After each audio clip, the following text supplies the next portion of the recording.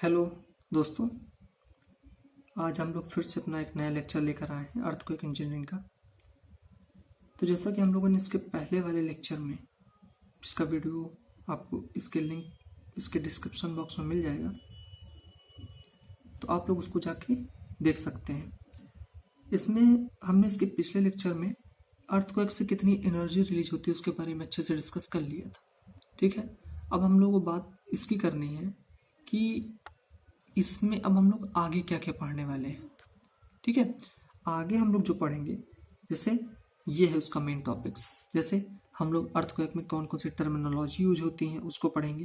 जैसे पहला हो गया सेस्मोलॉजी हो गया, दूसरा फोकस हाइपोसेंटर हो गया, मतलब हम सेस्मोलॉजी किसे कहते हैं, हाइपोसेंटर किसे कहते हैं, इपीसेंटर किसे कहते हैं, फोकल लेंथ डेप्थ किसे कहते हैं, इपीसेंट्रल डिस्टेंस किसे कहते हैं, मतलब इसकी पूरी टर्मिनोलॉजी।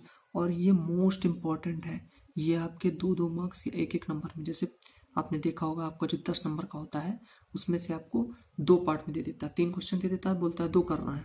तो आप लोग क्या करेंगे, उसमें 5 आपको पॉइंट दे देगा, राइट शॉर्ट नोट, ये शॉर्ट नोट पे आते हैं आपके। ठीक है, तो आपको इन सब चीज़ों के बारे में अच्छे से जानकारी होनी चाहिए।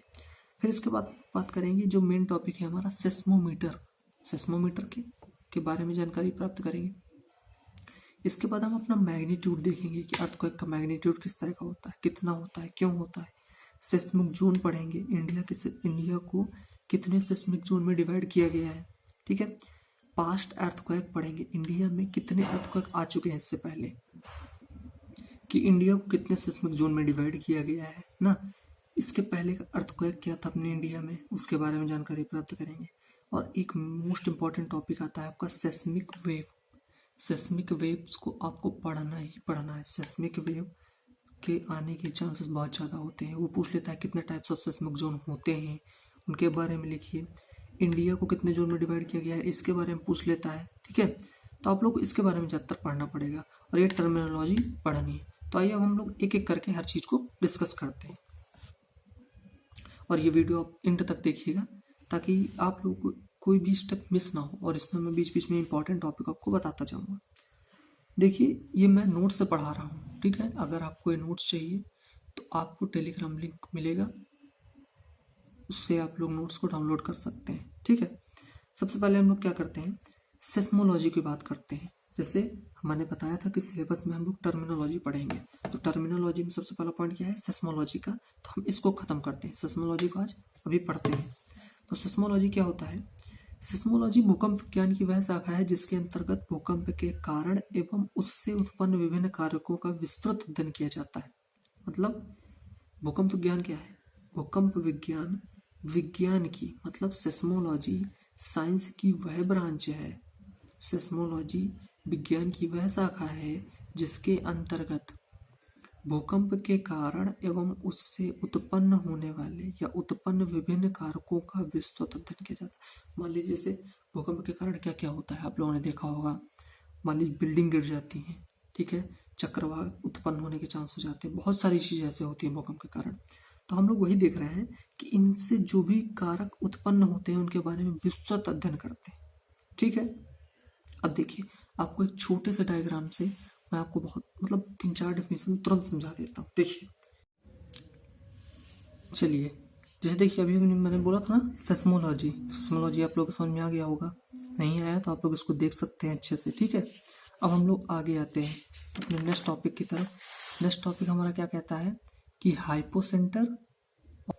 हाइपोसेंटर और फोकस क्या होता है।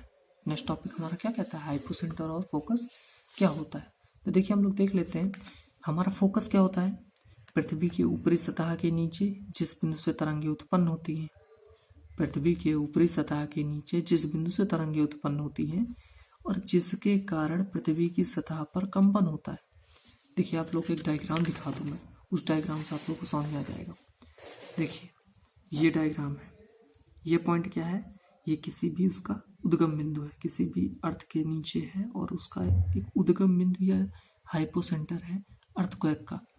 उसी के ठीक ऊपर आप देख पा रहे होंगे परपेंडिकुलर है, उसके ठीक ऊपर पृथ्वी सतह पर एक बिंदु है जिसको हम एपिसेंटर कहते हैं। ठीक है ना, और एपिसेंटर से किसी स्ट्रक्चर के बीच की डिस्टेंस को एपिसेंट्रल डिस्टेंस कहते हैं। ये बात में समझ में आ गया। और एपिसेंट्रल डिस्टेंस से हाइपोसेंटर तक की वर्टिकल जो दूरी होती है उसको हम फोकल डेप्थ कहते हैं। ये समझ में आ गया ना। अब आप लोग डिफिनीशन समझ लीजिए, डिफिनीशन से तुरंत समझ में आ जाएगा। जैसे मैंने फोकस और हाइपोसेंटर की बात की, तो फोकस आप लोग देख पा रहे होंगे पृथ्वी के ऊपरी सतह के नीचे, मैंने बोला ना पृथ्वी का कोई ऊपरी सतह है, उसके जस्ट नीचे जिस भी पॉइंट पर अर्थक्वेक उत्पन्न हो रहा है उसी को हम लोग हाइपोसेंटर या फोकस कह देते हैं। ठीक है ना। नेक्स्ट हम लोग बात करते हैं एपिसेंटर की। एपिसेंटर क्या होता है? भूकंप के उद्गम बिंदु या भूकंप के केंद्र से ठीक ऊपर पृथ्वी की सतह पर स्थित बिंदु को उत्केंद्र कहते हैं। क्या कहते हैं? भूकंप के उद्गम बिंदु। मान लीजिए भूकंप का कोई स्तर है पृथ्वी के नीचे जहां से भूकंप उत्पन्न हो रहा है, और उसी के ठीक ऊपर पृथ्वी सतह पर, भूकंप के उद्गम बिंदु से ठीक ऊपर पृथ्वी सतह पर जिस भी बिंदु पर, मतलब जो भी बिंदु हमको वहां पर प्राप्त होगा उसी को हम एपिसेंटर कह देंगे। क्या कह देंगे? एपिसेंटर कह देंगे। और भूकंप से सबसे प्रभावित क्षेत्र उत्केंद्र के पास का क्षेत्र होता है। ये जरूर ध्यान रखिएगा कि भूकंप के आसपास का जो भी क्षेत्र होगा, जहां पर उसका उद्गम बिंदु होगा, वहां पर ज्यादा तबाही और हलचल देखने को मिलती है। ये आप लोगों ने खुद गौर किया होगा कि जब भी कहीं भूकंप ज्यादा पैमाने जाते या ज्यादा रिक्टर स्केल पे आता है तो वहां पर हम भूकंप, वहां पर झटके भी अधिक महसूस होते हैं और वहां पर आर्थिक संकट या बोल दीजिए कि जो भी नुकसान है वो काफी ज्यादा देखने को मिलता है। नेक्स्ट हम लोग बात करते हैं फोकल डेप्थ की। फोकल डेप्थ क्या होता है? भूकंप के केंद्र से एपिसेंटर तक की डिस्टेंस को फोकल डेप्थ कहते हैं। भूकंप के केंद्र से, अब देखिए भूकंप का केंद्र, अब यही आप ध्यान रखना है, भूकंप का केंद्र, एपिसेंटर और फोकस, हाइपोसेंटर, ये सब ध्यान रखना है आपको। फोकल डेप्थ क्या है? भूकंप के केंद्र, भूकंप का कोई केंद्र होगा, भूकंप के केंद्र से एपिसेंटर तक की डिस्टेंस को, जो एपिसेंटर का पॉइंट है वहां तक की डिस्टेंस को हम फोकल डेप्थ कहते हैं। समझ में आ गया। अब देखिए एपिसेंट्रल डिस्टेंस क्या होता है? उत्केंद्र से, उत्केंद्र को समझ रहे हैं ना क्या मैं बोल रहा हूँ? उत्केंद्र से पृथ्वी की सतह पर जो एपिसेंटर है उसकी, उससे और पृथ्वी की सतह पर स्थित किसी बिंदु तक की दूरी को, किसी बिंदु तक की दूरी का मतलब ये है कि वहां पर जो भी आसपास स्ट्रक्चर होगा उसकी दूरी, जो बीच की डिस्टेंस होगी उसकी डिस्टेंस को हम एपिसेंट्रल डिस्टेंस कह देते हैं। ठीक है। अब हम लोग आगे आते हैं फोरशॉक्स, आफ्टर शॉक्स क्या होता है? देखिए फोरशॉक्स मतलब पूर्व झटके, आफ्टर शॉक्स में बाद के झटके। तो आप लोग इससे डिफिनीशन का अनुमान लगा सकते हैं कि फोरशॉक का मतलब क्या हो गया? भूकंप के आने से पहले के झटके, और आफ्टर शॉक्स क्या हो गया? भूकंप के आने के बाद के झटके। ठीक है ना। तो इसकी है ना, तो हम लोग क्या करते हैं, फोरशॉक्स या आफ्टर शॉक्स जो है इनको जो है अपनी टेक्निकल डिफिनीशन जो होती है कि हम लोग एग्जाम में क्या लिख सकते हैं उसके हिसाब से हम लोग इसको एक बार डिफाइन कर लेते हैं। तो फोरशॉक्स क्या होता है? पूर्व झटके क्या होते हैं? मुख्य भूकंप आने से पूर्व, जो मुख्य भूकंप होता है उसके आने से पहले जो झटके पृथ्वी सतह पर आते हैं या पृथ्वी की सतह पर बहुत हल्की हलचल होती है। मुख्य भूकंप आने से पूर्व पृथ्वी की सतह पर बहुत हल्की हलचल होती है। इसकी तुलना मुख्य भूकंप की अपेक्षा बहुत कम होती है। इसकी तुलना क्या होती है? मुख्य भूकंप की अपेक्षा बहुत कम होती है। तो इसको हम लोग फोरशॉक्स कह देते हैं। शॉक का मतलब समझ रहे हैं ना, झटके। फोर मीन्स पहले, बाद के झटके क्या होता है? मुख्य भूकंप आने के बाद, मतलब जो अपना मुख्य भूकंप है उसके आने के बाद भूकंप के अन्य झटके या वाइब्रेशन लंबे समय तक आ सकते हैं। इनको भूकंप के बाद के झटके या इनको हम आफ्टर शॉक्स कहते हैं। बात समझ में आई? अब देखिए आप लोगों को मैं अपना सिलेबस दिखा दूं जिसकी मैंने बात की थी। इस सिलेबस में देखिए आप लोगों ने अभी क्या क्या पढ़ लिया। ठीक है, आप लोगों ने टर्मिनोलॉजी में सिस्मोलॉजी पढ़ लिया, हाइपोसेंटर पढ़ लिया, एपिसेंटर पढ़ लिया, फोकल डेप्थ पढ़ लिया, एपिसेंट्रल डिस्टेंस पढ़ लिया, फोरशॉक्स पढ़ लिया, आफ्टर शॉक्स पढ़ लिया। ठीक है ना। इतनी सारी चीजें आपने कवर कर ली। अब इन सारी चीजों के जो मार्क्स होंगे, इन सारी चीजों से लगभग आप समझ लीजिए 3 से 4 क्वेश्चन बोर्ड्स एग्जाम में आपका वन वर्ड में पूछ लेता है, मतलब शॉर्ट नोट्स में। किसमें पूछता है? शॉर्ट नोट में पूछ लेता है। अब आप लोगों को इसी की तैयारी करनी है कि शॉर्ट नोट में अगर वो पूछ रहा है तो किस प्रकार के शॉर्ट नोट में पूछेगा। एक एक नंबर में देगा तो आप लोगों को एक एक लाइन लिखनी है। ज़्यादा देता है तो आप लोग को थोड़ा सा पहले उसको डीपली समझाना है कि होता क्या है सेस्मोलॉजी, इसके बाद लिखना है, ठीक है ना। तो अब हम लोग क्या करते हैं, अब हम लोग सेस्मोमीटर की बात करते हैं, ठीक है। सेस्मोमीटर को हम लोग हिंदी में भूकंप मापी भी कहते हैं। इसी को हम सेस्मिक मेजरमेंट के नाम से भी जानते हैं। देखिए क्वेश्चन ना आप लोगों को इंग्लिश को भी लेकर चलना पड़ेगा, क्योंकि क्वेश्चन कहीं से भी आ जाता है, क्वेश्चन को तो कोई जानता नहीं है ना। चलिए अब हम सेस्मोमीटर की बात करते हैं। देखिए इस वीडियो को लाइक शेयर और सब्सक्राइब जरूर करिए, और जो भी आपके डाउट्स हो उसको आप कमेंट सेक्शन में लिख सकते हैं, जिसको हम लोग जल्द ही अपने नए वीडियो पे डिस्कस करेंगे, ठीक है ना। और आप लोग इसको सब्सक्राइब और लाइक जरूर करते जाएं ताकि हम लोगों को मोटिवेशन मिले नए नए और वीडियो बनाने के लिए, ठीक है ना। चलिए अब हम लोग इसको आगे डिफाइन करते हैं।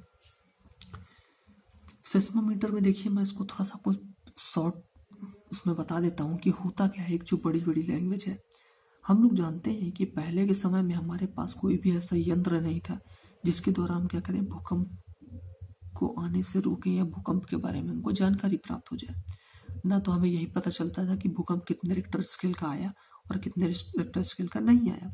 भूकंप आना कब पता चलता था? जब काफी तेज कोई वाइब्रेशन होता था मटेरियल का, या कोई भी जो वस्तु थी वो काफी तेज वाइब्रेट होने लगती थी। लेकिन उस समय एक वैज्ञानिक थे, सर्वप्रथम चीन में एक वैज्ञानिक थे जिनका नाम था चेंग हेंग। उन्होंने एक भूकंप मापी यंत्र बनाया था। वो कैसे बनाया था? देखिए इन्होंने इस यंत्र में ड्रैगन के मुंह में गेंद रखी है। ड्रैगन को आप लोगों ने देखा होगा, उसके मुंह में इन्होंने गेंद रखी थी, और जब भी भूकंप के झटके या कंपन आते थे तो यंत्र में भी कंपन होता था। स्वाभाविक बात है भाई, जब झटके आएंगे तो यंत्र भी हिलेगा, ठीक है। तो जिस कारण से ड्रैगन के मुंह में रखी हुई गेंद नीचे गिर जाती थी, ठीक है। ड्रैगन के मुंह में जो गेंद थी वो नीचे गिर जाती थी, और उसके पास बैठा व्यक्ति या उसके पास जो उस भूकंप मापी यंत्र को देख रहा है, वो जब ये देखता था कि वो बॉल गिर गई है तो वो जाके अपने जो सीनियर थे या जो अपने आसपास के लोग थे उनको जाके जानकारी देता था, जिससे उनको पता चलता था कि हाँ भूकंप आया है, ठीक है। लेकिन आज के समय में क्या है, अत्याधुनिक तकनीकी आ गई हैं, जिसके कारण अत्याधुनिक तकनीकी आ गई हैं भूकंप मापी यंत्र भूकंप को मेजर करने के लिए, जिससे हम लोग भूकंप का पता लगा सकते हैं कि, ठीक है ना। आज के समय में हम लोगों ने देखा होगा बहुत सारे आ गए, जैसे एक रिक्टर स्केल। हम रिक्टर स्केल से क्या पता करते हैं कि भूकंप कितने रिक्टर का आया है, भूकंप का पैमाना क्या है, भूकंप का माप क्या है, किस मानक के हिसाब से भूकंप आ रहा है, ठीक है ना। अब हम लोग आगे बात कर लेते हैं भूकंप मापी होता क्या है। सिंपल लैंग्वेज में आप लोग समझिए कि भूकंप मापने के लिए जिस यंत्र का हम लोग प्रयोग करते हैं उसको हम लोग भूकंप मापी कहते हैं, ठीक है ना। भूकंप मापने के लिए जिस यंत्र का प्रयोग करते हैं उसी को हम भूकंप मापी कहते हैं, ठीक है। अब देखिए इसी में कुछ डेफिनेशंस हैं जो आप लोगों को पूछ सकते हैं। ये तो जैसे हम लोग देखते होंगे कि छोटे छोटे, मान लीजिए कहीं टॉपिक, मान लीजिए किसी ने आपसे पूछ लिया सिस्मोमीटर क्या होता है, उस पर आप लोग डाल सकते हैं कि सिस्मोग्राफ क्या होता है, सिस्मोग्राम क्या होता है, इसके बारे में लिख सकते हैं, ठीक है। तो देखिए इसमें हम देख लेते हैं सिस्मोग्राफ क्या होता है। इसमें भूकंप का, देखिए इसमें हम लोग क्या करते हैं सिस्मोग्राफ में, ये एक प्रकार का इलेक्ट्रॉनिक डिवाइस ही होता है। इसमें भूकंप को अनुभव करने वाला सेंसर लगा होता है, रिकॉर्डिंग डिवाइस होता है, विस्थापन और समय बताने के लिए भी होता है, रेखा चित्र के माध्यम से अंकित हो जाता है। मतलब इसमें ग्राफ के माध्यम से हर चीज क्या हो जाती है, चिन्हित हो जाती है या अंकित हो जाती है। इसी को हम लोग सेस्मोग्राफ बोलते हैं। आप लोग ग्राफ शब्द से ध्यान रखिएगा। क्या ध्यान रखना है कि इसमें भूकंप का अनुभव करने वाला सेंसर लगा होता है, रिकॉर्डिंग डिवाइस लगा होता है, टाइम डिवाइस लगा होता है, विस्थापन और समय बताने के लिए भी लगा होता है, और रेखा चित्र के माध्यम से अंकित हो जाता है। रेखा चित्र तो आप लोग जानते हैं, डिजाइन। मान लीजिए हम लोगों ने कोई ग्राफ बनाया, उसका डिजाइन होगा, उसी को हम लोग रेखा चित्र बोलेंगे, ठीक है। नेक्स्ट हम लोग बात करते हैं सिस्मोग्राम की। देखिए सिस्मोग्राम एक प्रकार का पेपर होता है, ठीक है, पेपर होता है जिस पर हम लोग भूकंप का विवरण प्राप्त करते हैं। आप लोग इतना लिख सकते हैं कि सिस्मोग्राफ एक प्रकार का पेपर होता है जिस पर सिस्मोग्राम द्वारा भूकंप का विवरण प्राप्त होता है। ठीक है ना। अब देखिए, एक मोस्ट इम्पॉर्टेंट डिफिनीशन है आपकी, बहुत छोटी सी ये लग रही है कि हाँ बहुत छोटी सी डिफिनीशन है, पर इम्पॉर्टेंट है। वो इसलिए इम्पॉर्टेंट है कि आइसोसिस्मल्स होता क्या है। आइसोसिस्मल्स होता क्या है, तो आप लोग इतना छोटी डिफिनीशन पर याद रखिए कि क्या होता है, line joining the equal intensity of earthquake is known as isoseismal. मतलब समान प्रबलता, इक्वल इंटेंसिटी वाले अर्थक्वेक को मिलाने वाली लाइन, इक्वल इंटेंसिटी के अर्थक्वेक को मिलाने वाली लाइन को ही हम आइसोसिस्मल्स बोलते हैं। क्या कहते हैं? Isoseismal. Line joining the equal intensities of the earthquake are known as isoseismal. समझ में आ गया? ठीक है ना। देखिए, अब हम लोग ये छोटा सा टॉपिक डिस्कस करते हैं, मैग्नीट्यूड ऑफ अर्थक्वेक। ठीक है, मैग्नीट्यूड ऑफ अर्थक्वेक में क्या कहते हैं, प्रोफेसर रिक्टर ऑब्जर्व। देखिए, रिक्टर स्केल जो है वो इन्होंने दिया था प्रोफेसर रिक्टर के नाम पर ही उसका नाम रिक्टर स्केल पड़ा है। Professor Richter observed while measuring earthquake through seismograph speed of wave produced by big earthquake is more in comparison of small earthquake. उन्होंने कहा कि जो स्पीड होती है बड़े अर्थक्वेक की वो छोटे अर्थक्वेक के कंपैरिजन में ज़्यादा होती है।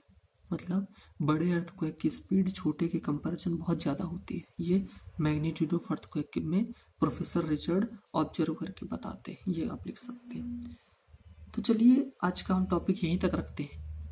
ठीक है, और इस वीडियो को आप लोग लाइक शेयर सब्सक्राइब जरूर करें, और इस वीडियो को देखने के लिए बहुत बहुत धन्यवाद।